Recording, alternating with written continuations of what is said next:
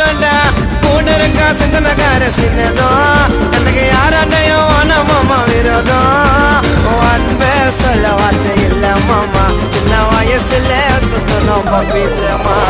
போட மாட்டோம் பொய்யாடாமா நல்லத நினைச்சதால என்ன கொஞ்சம் பிரமா நாங்களா அந்த ராணி என் மச்சம் கிட்ட காட்டறியோராங்க சேர்ந்தா வேலை நடக்கும் தரமா